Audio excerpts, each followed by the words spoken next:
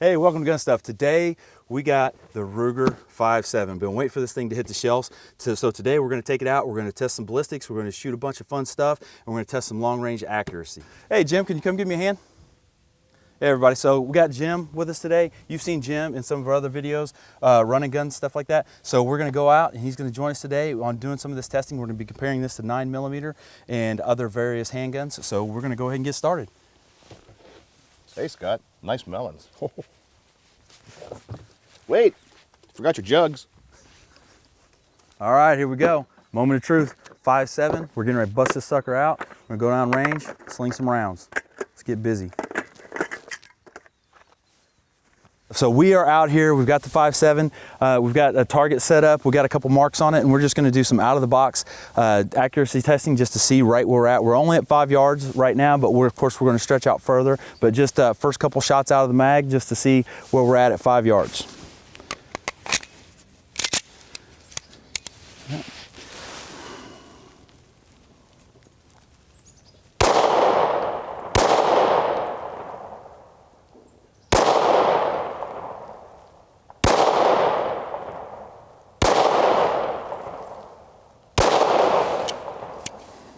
All right, it's a little 5-6 shot group here. So I guess it's probably about an inch or so, just an inch, maybe inch and a quarter. Of course, this is all me breathing and trigger control and everything, but still at 5 yards is pretty accurate. So I'll go back to 7 and I'll shoot this one. Okay.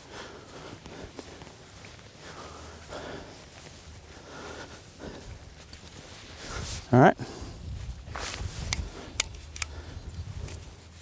All right, 7 yards.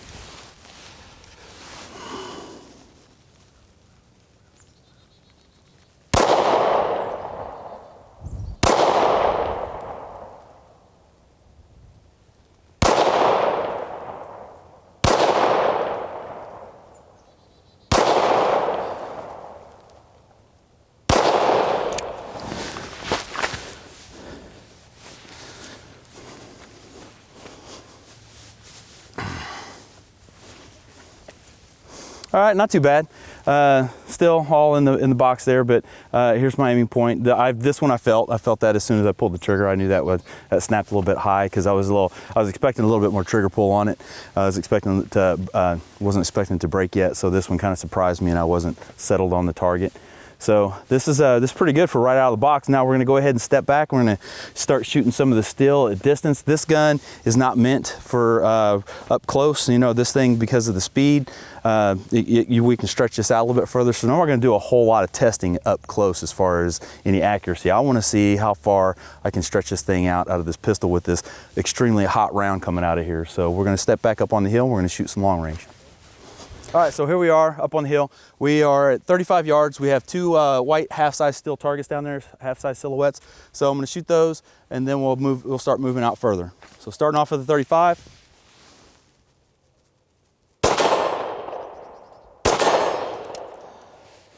All right, so it's a little hard when you're up close to tell if you hit the target because this firearm, when it goes off, this round is going so fast that as soon as you hear the report of the weapon, you can't hardly hear the report of the steel or the ringing of the steel because it's going off so quickly. The bullet is getting there so fast. So you have to really pay attention and listen up for it. So 35, no problem. I'm gonna go ahead and step out to the 50 here. The 50 is black target up on the hill.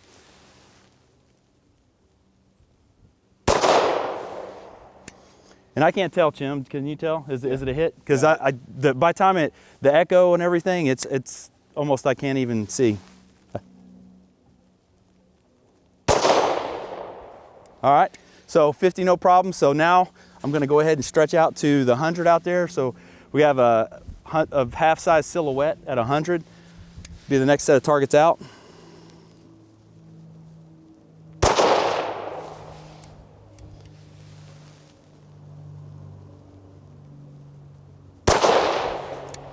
I can't tell, Jim, was that a hit?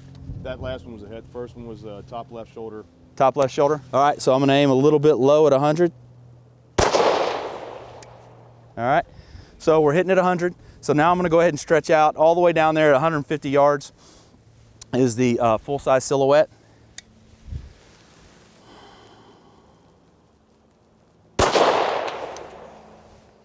Can't tell, Jim, was that a hit? That was a hit. That's a solid mounted steel, so it doesn't ring very well, but you can hear the thud afterwards.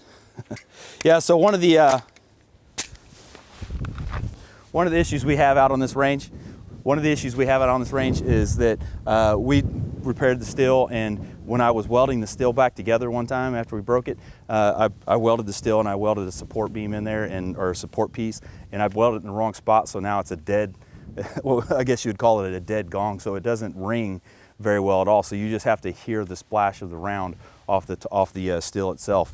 So far we've done all this testing and all this firing and everything just on one magazine, because this is a 20 round magazine, so you got a lot of bullets in here. I'm gonna go ahead and reach back out again to the 150.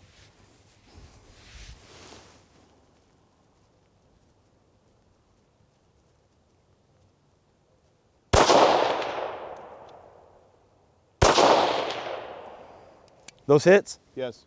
Okay, all right.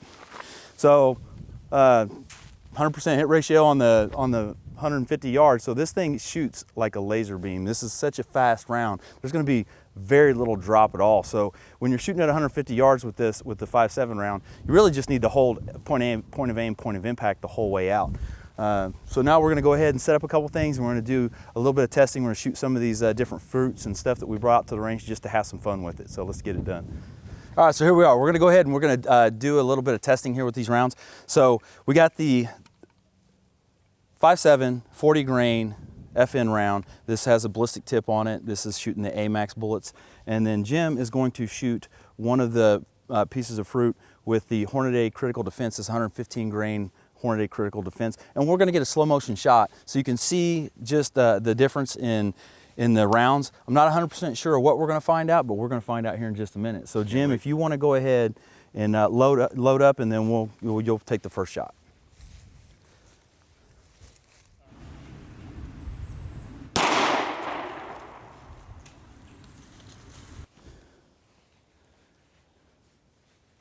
There you go. That did her. Ready? Yep.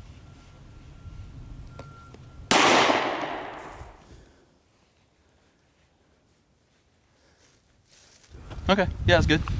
I mean, it put a hole in it. See, that's what I thought it would do. Yeah, it just blew right through it. Yeah. So. Oh, shit. All right, so here we are. So we shot this one with a 9mm Critical Defense, blew it in half, knocked it over. All right, sufficiently destroyed the melon. This one, we hit dead center. But if you want to come around and get a view of the backside here, this bullet is traveling so fast that it just goes clean through. But I mean, it just puts that nice size hole right through there.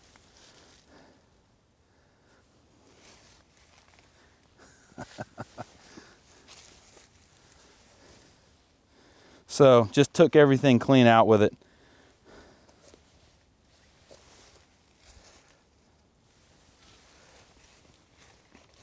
We weren't exactly sure what to expect on this, so we knew it was going to be going fast, and it was going to have very little mass to move such a heavy melon.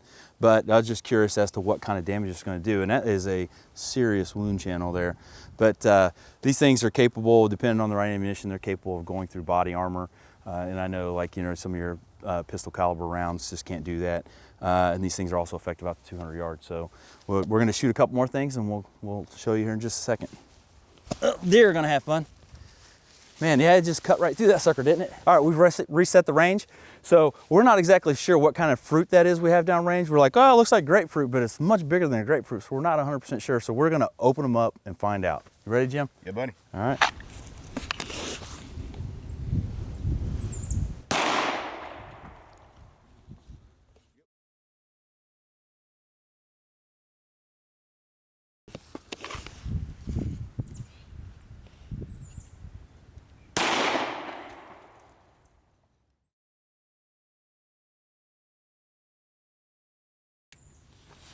Let's check out the damage. Okay, so here is our 9mm Hornady Critical Defense.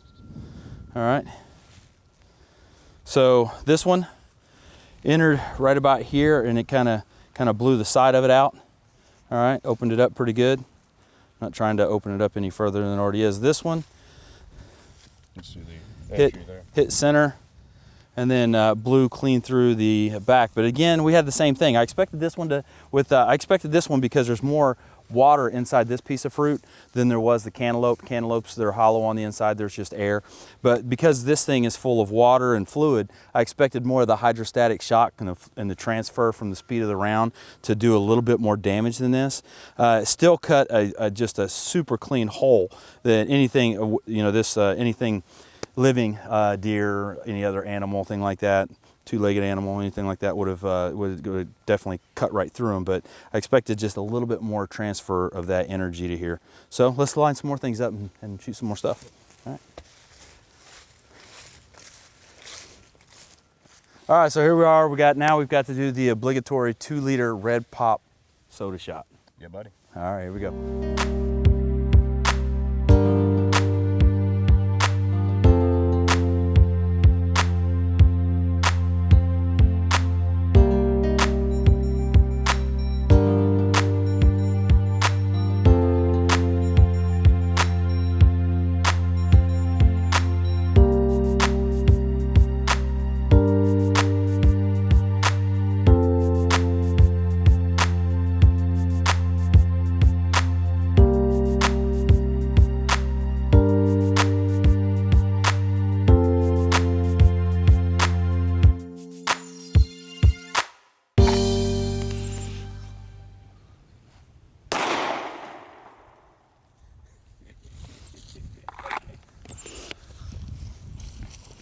Well, I sent it back there a little ways too, didn't it?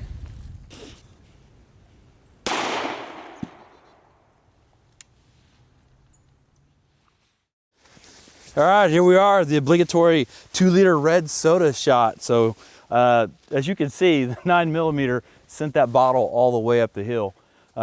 He hit it in just the right spot, flew back up the hill. So of course you can see the entry wound on this one. You can see the in the exit channel. So blew that clean out. I hit mine low. So I hit down about here. I hit down about here. I was even right about here. I hit a little low, and it blew everything out the bottom, and it kind of kicked the bottom out and threw it down this way. So figured you guys might like to see some of that, just to see exactly what what these rounds are going to do on some of these different medias. So let's go ahead and we'll do a little bit more shooting and a little more endurance testing, pumping some rounds through the gun, and then we'll get back with you with some of our thoughts here in just a little bit. All right, here we go. So we're out here on the range. We're at 7 yards, and what we're going to do is we're going to shoot some steel with these two types of rounds we have. Now we only have FN 5.7 and we have American Eagle 5.7, both 40 grain. One's a jacketed hollow point and one has the polymer ballistic tip on it. But one of the things we want to shoot is that a lot of people say you can't shoot steel with these because it'll damage the steel. So we're just going to test that out. We're going to fire a couple shots, 1 or 2 shots on each of these of both of the ammunitions that we have on hand, and then we're going to go down and take a look at them. All right.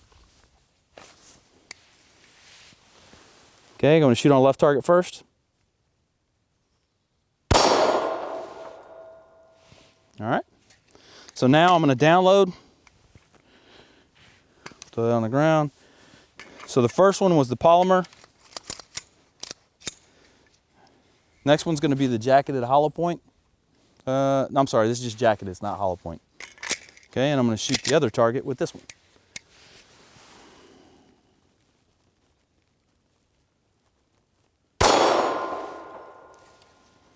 All right. Clear.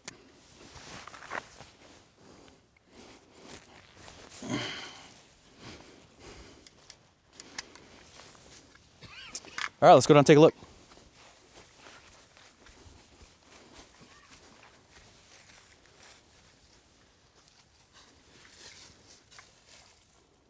All right, so there's no deformation. This is the ballistic tip. No deformation on this one at all. This one just blew chunks of paint off, but there's no divot on here at all. So perfectly smooth. I don't think that this necessarily is going to. Now, there are armor penetrating rounds for these that have the steel core in them, stuff like that. And those are restricted to only military and law enforcement use.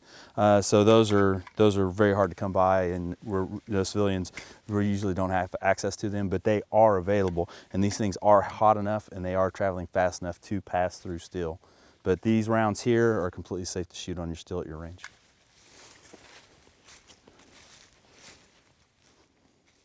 All right, so right now what we're gonna do is we're gonna go ahead and get a slow motion shot of the action firing, just so you guys can see just the muzzle rise and things like that, and the ejection pattern things. So I'm gonna fire a round or two. So we just wanted to give you a slow motion shot of the gun, just so that way you could see the action cycle.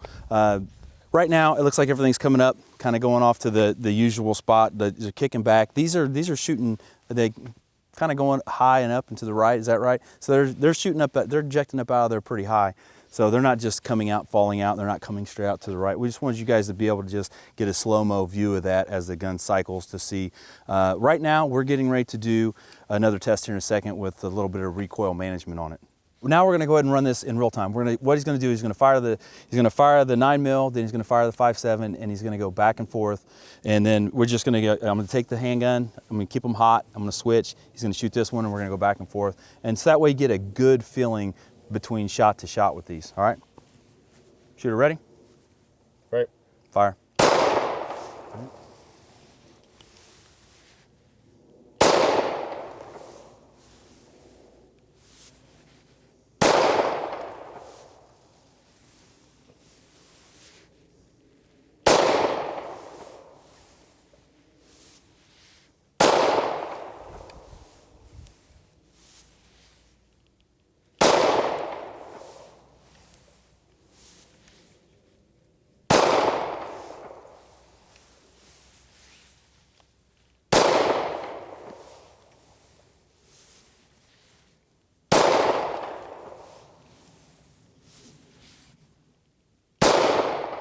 All right, ceasefire. Go ahead and put on safe.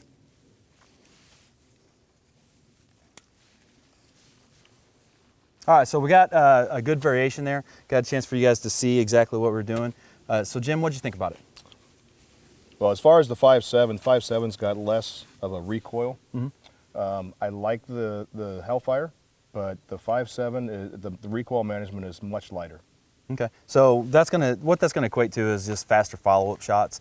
When this gun's jumping, when it's not jumping as high and having to manage that recoil and get it back down on target, I think that's gonna add up in the long run if you're shooting this thing in a defensive situation where you gotta shoot a lot of different targets, or if it's a competition, you know, it all transfers back and forth. But faster follow-up shots are always a good thing, so that's one of the things I like about it. All right, let's go ahead and we're gonna go back and we're gonna do a little bit more long-range testing with this.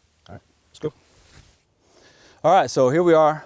We have the 150 yards still downrange, and what we want to do is I already know I can hit everything up close with this, and we already know this is a super high-powered round, super fast round. But what we want to do is we want to see just how far can we stretch this out. This 5.7 round has quite a bit of distance, and there's a very little drop at the speed it's traveling. So I want to try stretching it out to the 150, but what I want to do is I just want to see how consistent I can get it at 150. So Jim is going to spot me on his rifle. He's got a 8 power, is that right? Yes, sir. He's running an 8 power Vortex Strike Eagle, and he's just going to try and tell me where I'm hitting. I don't expect him to be able to see impacts or anything with the 8 power at 150 yards, especially with our aging eyes, but we're just going to see just kind of accuracy we can get out of it. You ready? Yes, sir. All right, let's go. All right, I'm gonna go center mass to start. Ready? Yep. That is, I saw the impact on that. You are 7 o'clock from center. On still? Yes, sir. All right, stand by. Same spot. All right, I'm gonna offset. I'm gonna go up to the upper right quadrant.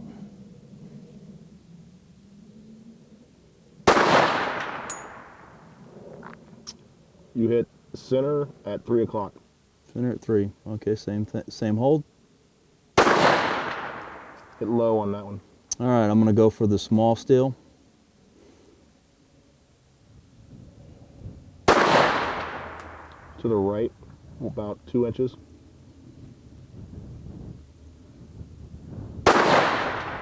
Hit. Hit. Hit. All right.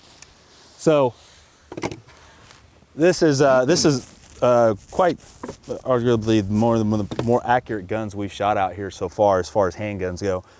So we've got a 10-inch plate down there. It has a small heart shape type. About 3 inches in about 3 diameter. inches in diameter that swings independently. But I mean, I'm hitting 10-inch steel with a pistol at 150 yards. If we could go further, I think we could take this thing out 200 easy. I mean, but the only problem I'm running into is that as you look at this pistol, the dot on the front sight here is, so as you're looking down the pistol, the 10-inch target at 150 yards is a much smaller than the size of this green dot here. So it's, as I'm aiming, the front blade sight actually covers the entire target. So I'm having to move the sight out of the way, kind of get my hold, bring it back in, cover the target, take a breath, bring it out, come back in, cover the target, and then squeeze the shot. But I want to take a couple more on the big steel and just do a little bit of, just a little bit quicker succession on the big steel. Ready? Yep.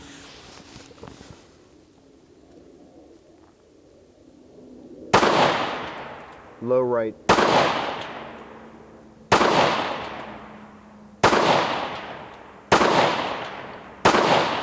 Hit.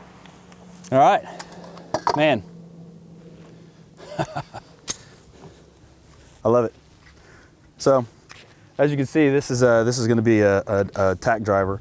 Again, I did give a couple turns on this sight, throughout the day as we were shooting, but I haven't sit and taken the time to really dial this thing in yet. To go down, check my printing on paper, and give it fine-tune adjustments. This is really just 1 or 2 turns of the sight on this adjustable rear sight, and we're off to the races.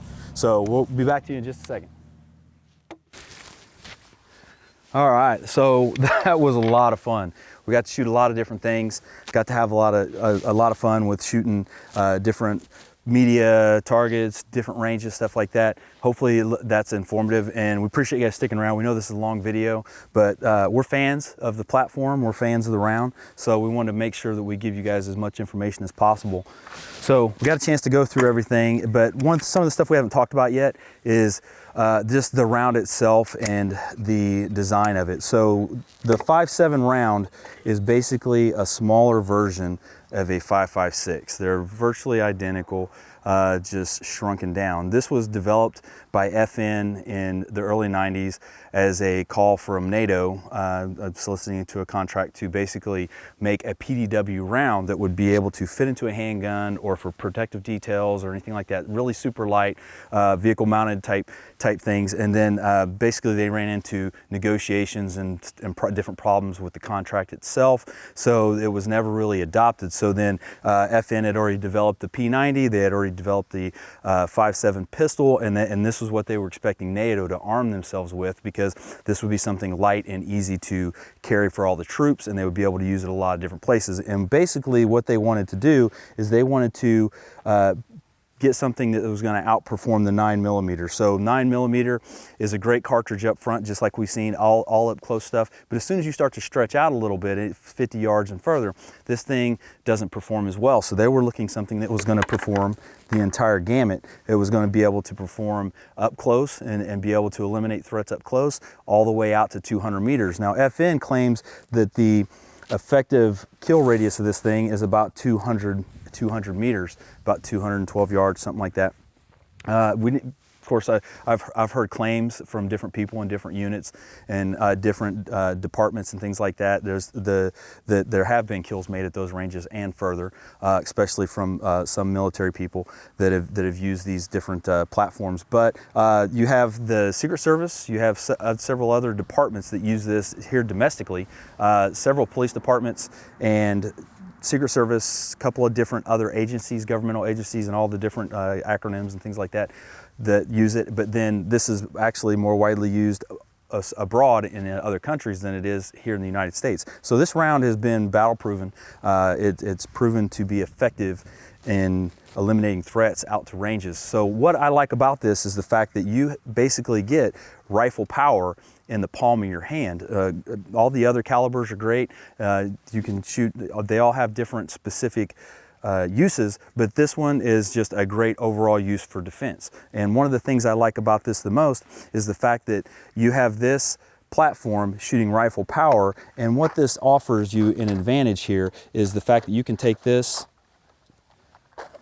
pistol and right here, and I have 200 rounds in my hand. Okay, so these are extremely small, they're light, they stack into these magazines really well, and this comes with a 20. Aftermarket is going to catch up with this gun in no time flat. They're going to start making the extra barrels and the extra triggers and the magazine extenders and all these other things. So you're going to be carrying 30 rounds in this thing in no time flat, and it's going to be able to reach out to those ranges. And when they start to put some of the longer barrels on some of these rifles, because you're having a lot of the AR platform rifles are starting to come out with the 5.7, you have the CMMG, you have Diamondback Arms, DBX coming out, you have a lot of different manufacturers are coming out with these. They're going to be accepting these magazines, so you're going to be able to have one magazine that's just going to be able to run your rifle and your pistol. So those are the things. So being able to carry 200 rounds in the palm of your hand, and or just a belt with a whole bunch of magazines, or if this is your emergency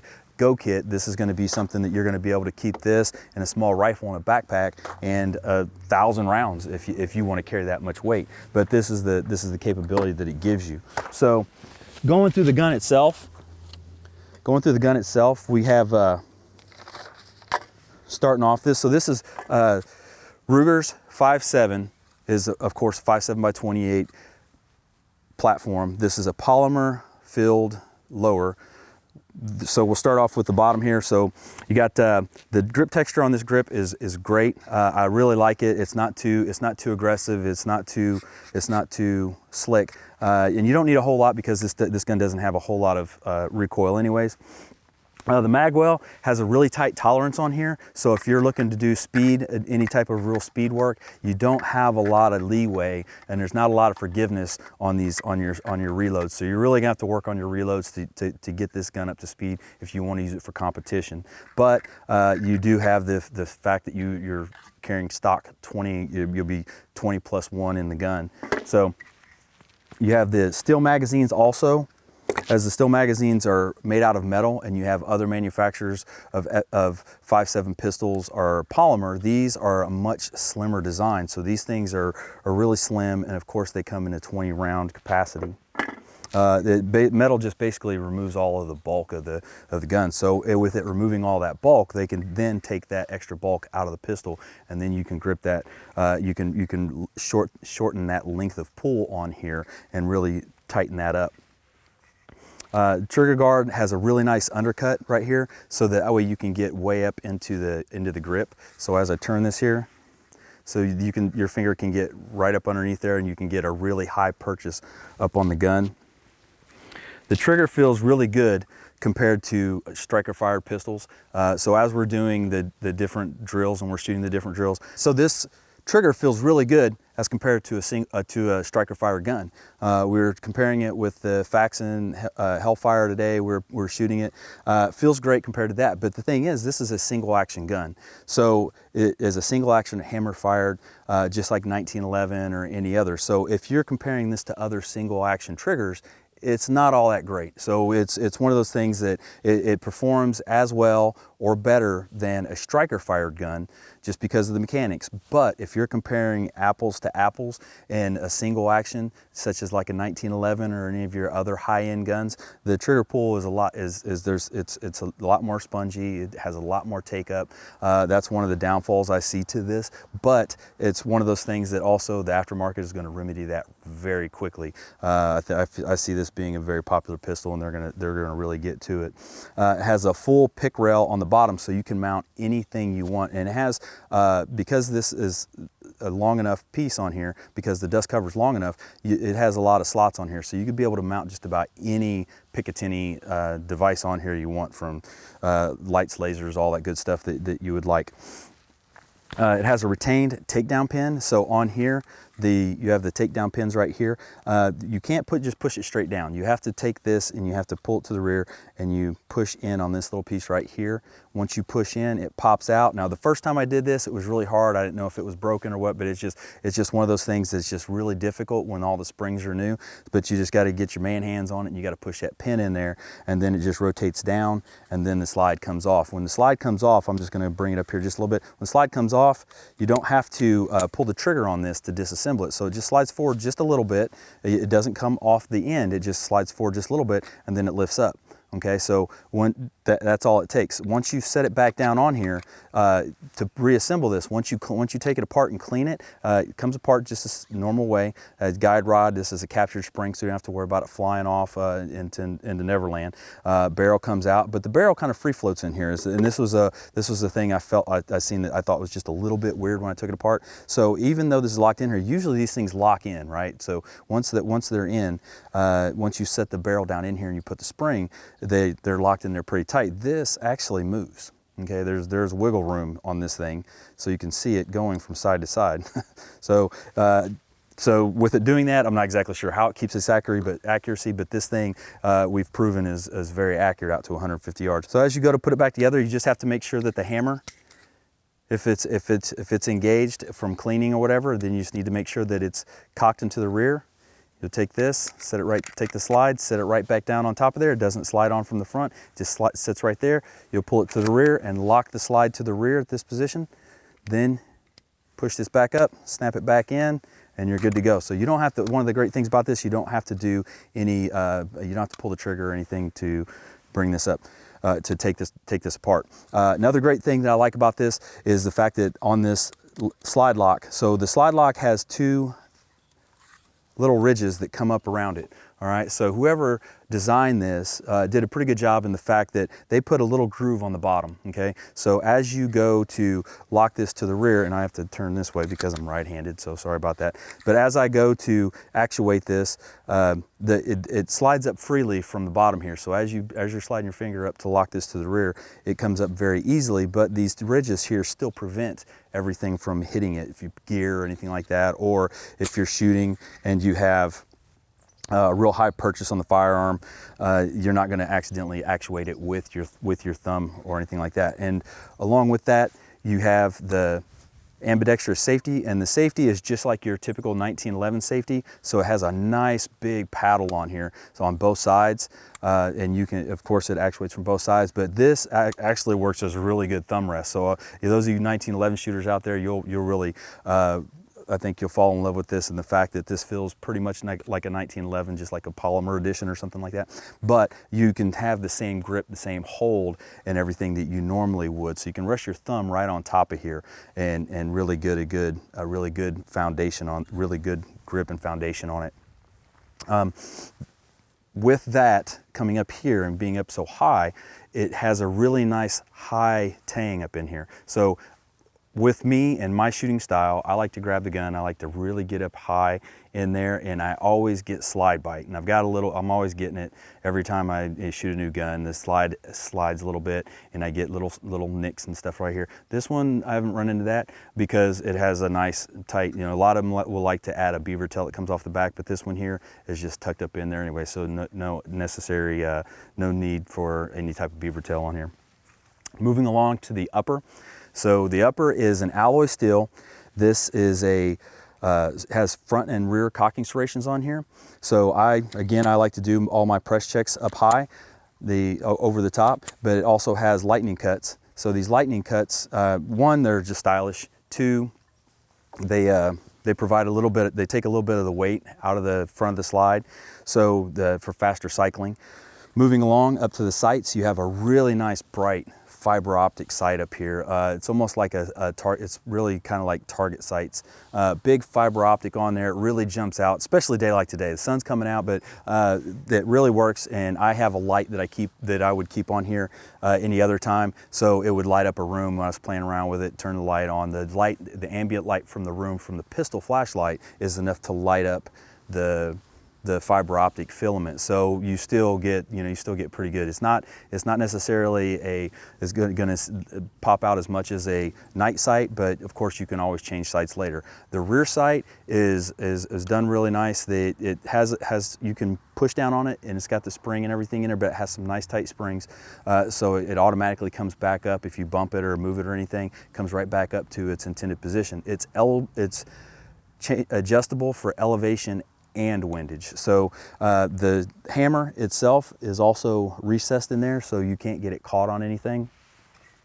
One of the other things that I really like about this is the fact that you have the barrel. As this thing cycles, I'm going to go ahead and cycle this a couple times, and if you go back and look at the slow-mo, you'll see that as this thing cycles, I'm trying to do this without getting my hand in the way, as this thing cycles, the barrel doesn't tilt, okay? So a lot of them, the barrel will cant up a little bit so the next round can feed up in there, but because you're basically shooting small rifle caliber bullets, the barrel doesn't necessarily need to tilt because it has the pointy end of the bullet can ride up into the chamber a lot easier. So what that's going to do is that's really going to come into play when the aftermarket catches up with this, or if they come out with a Gen 2 and it has a threaded barrel. So as soon as you start to suppress this and add your suppressors, your muzzle devices, brakes, whatever you want to put on here, this isn't going to cant. So it's going to be inherently more accurate because it's not canting and going up and down. Two, it's also going to allow you to run without a booster on the end of the muzzle itself, so that way it doesn't take the weight of the suppressor off of the barrel as it has to raise up. So you're going to be able to run a much lighter suppressor on here, and overall it's going to bring this thing down to a very, very small package. The overall length of this gun is 8.5 inches. And the overall width is just 1.2, so it's pretty slim. And the fattest part here, as you can see, is going to be this safety here. So I mean, I'm sure someone can come out with a slim safety and they can knock that down to a 1-inch total overall, like an aftermarket part or something like that. Right now, the biggest limiting factor that I see to this pistol right now is the ammo selection. So today we had the FN 5.7 5x28. 40 grain VMAX bullets. So these performed very well. Of course, this is their premium ammunition. And then we have our range ammunition, which is the Federal American Eagle, which is the 40 round jacketed ammunition. And this is going to be more for your range and training purposes and stuff like that. And you also have Speer Gold Dot. Speer is going to be coming out with a Gold Dot line, which is going to be a defensive ammunition, which proves to be, looks like it's going to be really good, but it's not. It hasn't yet to be released. So right now we're only looking at 2 manufacturers of ammunition. So as soon as the ammunition market catches up, I think the price of the round is going to drop, and that's when this gun is really going to start to shine. So some of the stuff that we looked at earlier is the 5.7 round is a very, very fast round. Okay, these things are traveling about 1,700 feet per second coming out of the pistol, and these are on average 4-inch barrels. So this one here has a barrel of a 4.2 inches or something like that, 4.5 inches. I can't quite remember off the top of my head. But these things out of a 4.5 inch barrel, they're going 1,700 feet per second.